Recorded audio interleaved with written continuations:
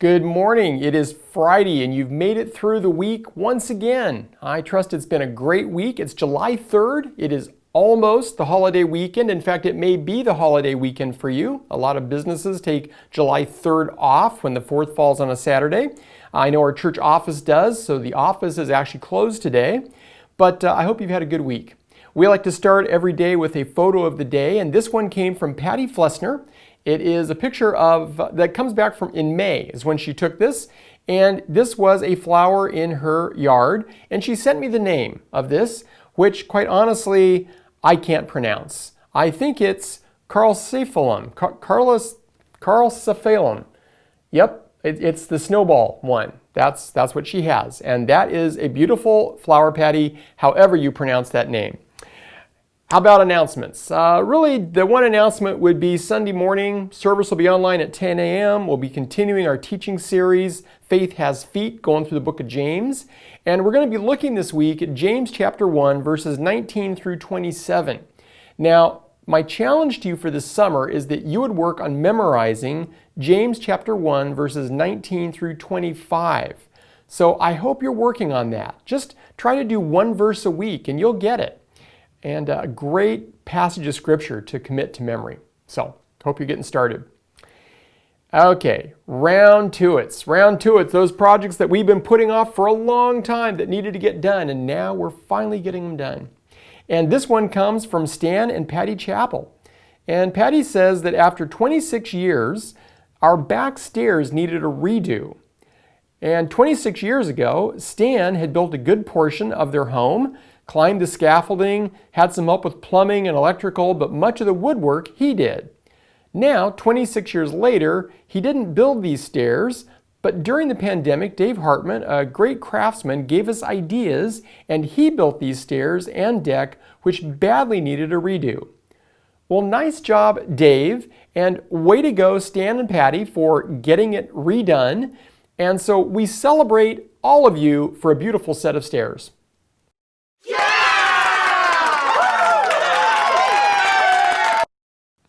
How about a devotional thought? This comes from Galatians chapter 5, verse 13. Paul says, "You were called to freedom, brothers. Only do not use your freedom as an opportunity for the flesh, but through love serve one another." We are getting ready for the 4th of July weekend, and the 4th of July is all about celebrating freedom, political freedom. But we're reminded here that we have been called to freedom, but not primarily political freedom, it's spiritual freedom. To not live under law and under guilt and under fear. And yet Paul says the purpose of having that kind of freedom wasn't so that we would go back to the selfish kind of living that was hurting us to begin with. That's what sin does. No, he says, you've been set free to love each other and to serve each other. I hope that you're finding ways to use your freedom for love. Well, we've got something special today. Since it is the 4th of July, we've been running a little short on interviews. I was thinking about who could we interview, and then I thought of my friend Bob Bourquin. Bob actually passed away a few years ago. But Bob had an amazing story. He was one of the oldest, one of the last surviving veterans of the battle for Wake Island in World War II. If you come into my office, you'll see a painting on the wall. It shows a World War II vintage aircraft combat. The guys working around it. You can tell there are bomb craters and all. It's called the Magnificent Fight. And it is a tribute to the Battle of Wake Island. I'm kind of a World War II buff. And then I got to know Bob. And we called him Bob the boyfriend because his wife had died, my father-in-law had died, and Bob would take my mother-in-law out to lunch several times a week and was just very kind to her, and we just really appreciated just how kind and how sweet he was to her. But as I got to know his story, I said, Bob, we have to record this. And I was doing a little video business at the time, and so I got Bob to sit down with me and tell me his story, and we broke it up into chapters, And I decided I would share one of those with you today. And we'll just do this for a number of Fridays. We'll just kind of let you hear Bob's story. It is gripping. It is humorous in places. It is hard to hear at times. But it is the story of the men who fought and died and paid a heavy price often in helping to secure our freedom as Americans. So let me let you listen to Bob Bourquin's story. In November of 1941, they selected a group of all non-commissioned officers. No one was lower than a corporal or a sergeant.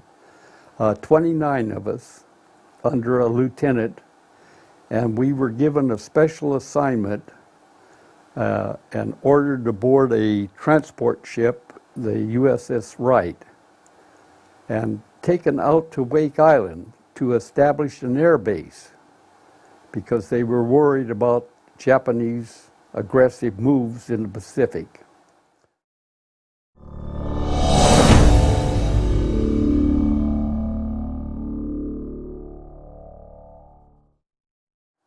The attack at Wake Island was on December 8th, and this is because it's across the date line.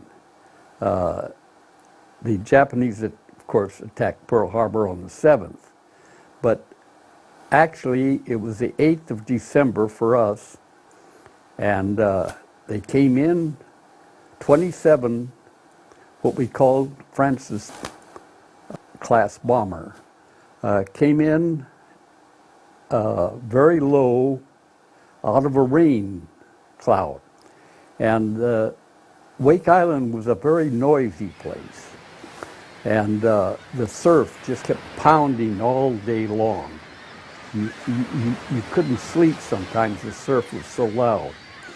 And so it was very noisy, and the aircraft couldn't be heard over that surf.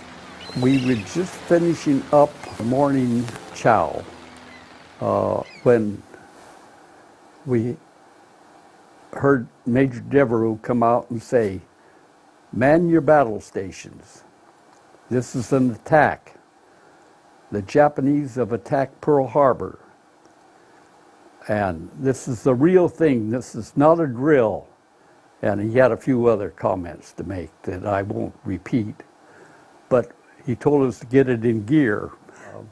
I had to take the new gasoline truck up to the main fuel depot, which was near the channel.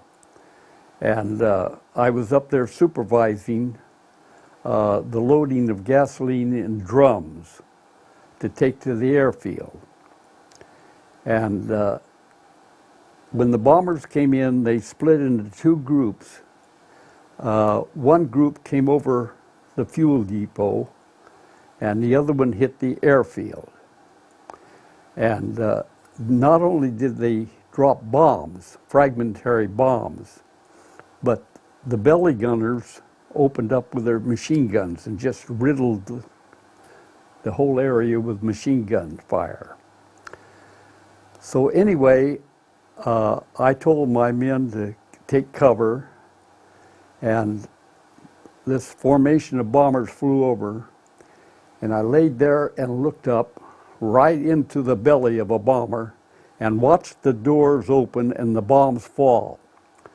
And I kept saying to myself, "Bourquin, you know darn good well if they fall right over you, they're not going to hit you." It's fine to know that, but it's rather scary to live through it because you think those bombs are going to come right on top of you. So we didn't get hit at the fuel depot.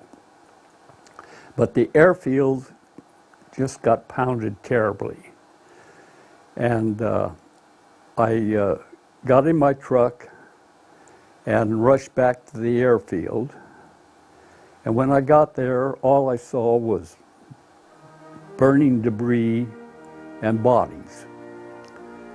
Out of the 62 men in my group, they killed 27 and wounded two or three others. And all the men that were working around the area where the fuel drums were stored were burned to death. That's where I would have been if I just happened to be at my station. Just mass slaughter. I had this intense hate build up in me and rage. But the funny thing about it, I felt no fear. At that time, it came later. We started working, picking up our dead and wounded, and getting things ready for another attack because we knew that we were going to be in for another one. They were only about 600 miles away from us with their major air base at Kwajalein. We could time the bombers. We just, almost like clockwork, we knew when they expect them. And the first guy that would see them would fire 2 shots with his pistol. Our warning system was almost non-existent. We worked all day digging trenches and pits we could use as cover. That night, I remember us gathering around our executive officer, Captain Theron, and taking the roll call. And he read off the names, you know, and guys would say here, and then someone would say, he's not here. And we had several men missing. One was a very good friend of mine who was like a brother to me. And I figured I had 3 sisters. I figured I'll take him home and get him interested in one of my sisters. And the last he had been seen was trying to save our gasoline truck. His name was Quince Hunt. And Quince and Tucker and Mitwalski were on the truck, the last we saw of it. Well, when we finally got to the truck, it was a burned out piece of junk. It had taken a direct hit. And none of these 3 guys were around. And we didn't find them for 10 days. They had jumped off just before the bomb hit and run out into the brush to take shelter, but were machine gunned. Well, we got together with Captain Theron that night, and after the roll call, he started making new assignments. And it was just impossible to just get one assignment. You had several. Well, anyway, he said, Bourquin, I remember when we were at North Island, you drove a truck. And he says, you volunteered to drive the new truck. So I volunteered.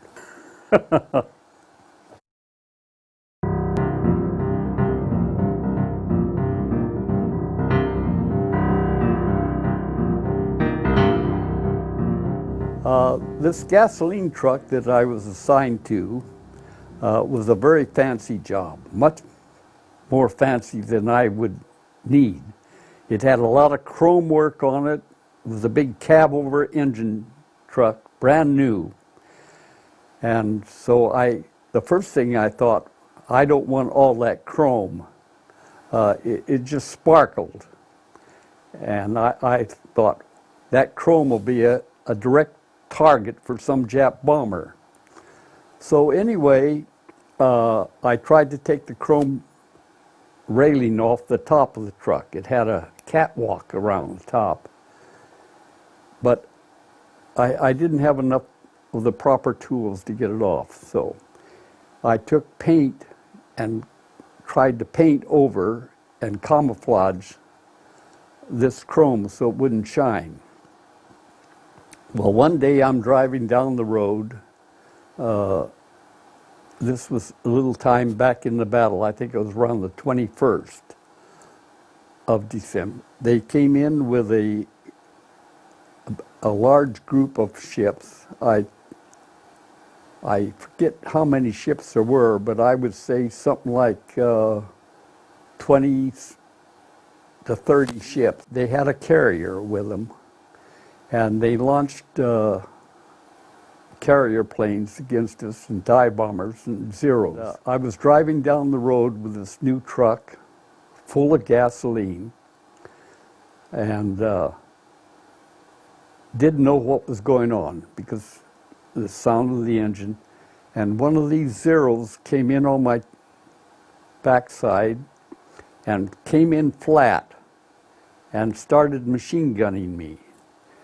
And I was told later by my buddies that saw it that the tracers were hitting the top of the tank and glancing off. He was too shallow. And the first awareness I had that I was under attack was one of the Marines that was in a ditch next to the road started firing up over the top of me. And I thought to myself, what the devil's he doing? And he's waving like this and firing at the Zero. And then I looked up and the Zero zipped out. Well, I quickly turned off the road, down over the ditch, and into the brush, and left the truck running. I just dove and hit it on my hands and knees and just getting out of the way. And this Japanese Zero turned and came down and didn't know that I wasn't still in the cab and just riddled the whole cab, but didn't set the truck on fire. And the whole windshield is blown out and glass all over and bullet holes all through everything. Well, after the attack, I went back to the truck and it was dead, of course. And I swept the glass off the seat and off the dashboard and thought, well, I'll give it a try and see if it'll kick over. I turned the ignition and bam, it started right up. So I drove back to the airfield with this riddled truck. And when I got to the airfield, I was madder than a hornet because my camouflage had worn off and this Zero had spotted me with a chrome railing. So I looked up on a pretty good sized sledgehammer. I was up on the side of the truck knocking this railing off with a sledgehammer, breaking the bolts. And someone said, "Sergeant, what the blankety blank are you doing?" And I didn't know who it was. And I said, "I'm taking this blankety blank railing off." And the truck is a wreck. And then I looked over and I recognized Major Devereaux and in his Jeep.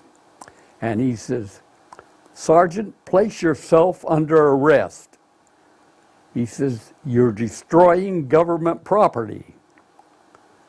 And he gave me a real reading down, and I'm standing there at attention.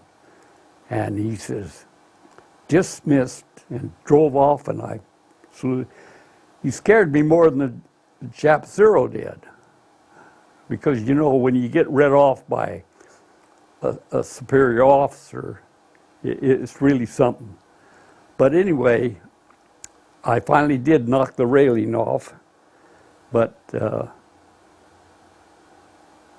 it didn't do much good.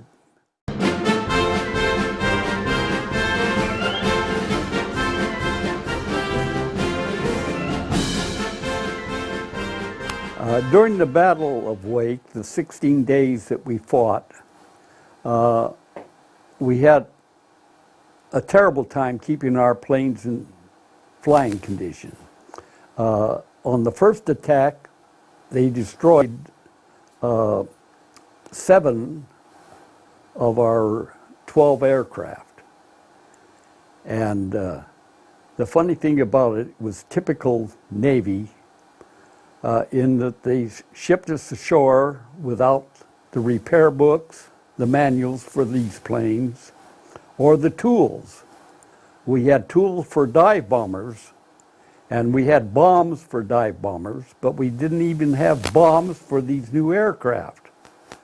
So we took our practice bombs, which we call water bombs, and we took the bands, the attached bands off, and made new bands for these real bombs that didn't fit but were in our arsenal. And then we had no mechanics that really were expert with the Grumman F4, F3. It was a new aircraft. We had one second lieutenant, Lieutenant John Kenny, who had been a mechanic for Pan American Airlines, I think it was, before he came in the Corps. And he was a very good pilot and also a good mechanic. Then we had another mechanic who was pretty good with this aircraft, but he'd been wounded the first day and was in the hospital. And Lieutenant Hamilton, or Sergeant Hamilton, who was an enlisted pilot, was also a very good mechanic. So I have to still be amazed at what a job John Kenny and Sergeant Hamilton did in keeping our aircraft going. We, on the second day of our battle, we had 4 aircraft that we could use. And Hamilton and Kenny would go to the scrap piles, we called them, the planes that were damaged, and take parts and just do marvelous things in making them work on the existing aircraft. On December 11th, the Japanese came in with a force that they figured was going to end the battle right there. They could walk right over us. But their biggest mistake was they didn't bring aircraft carriers. So when we launched our aircraft, our 4 airplanes, we did it in sections, 2 at a time. They would go out with their 100-pound bombs and bomb this task force. Captain Freuler actually dropped a bomb down the smokestack of one of the ships and blew it to Kingdom Come. And they strafed the ships and sunk, we think 3 ships were sunk and several damaged. We were able to shoot down some of the bombers, and the anti-aircraft of the 1st Defense Battalion were able to hit quite a few. The Japanese later gave us credit with knocking down 27 bombers. We figured we were getting our revenge. All of us just felt this intense rage. And every time we knocked a bomber down, there'd be a cheer go up all over the island. And we never thought about the fact that we were taking lives. We just looked upon them as this terrible threat to us. The Japanese task force that had decided that they were going to take us had to turn around and return to their base. So we actually were the only group in the whole battle, all the battles of World War II, to repulse a Japanese landing force. The admiral that was in charge of the landing force, the Japanese admiral, said it was the aircraft mainly that forced him to retreat.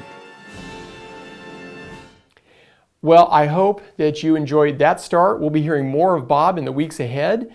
I trust you have a wonderful 4th of July, and we'll be back here again Monday morning. And until then, God bless.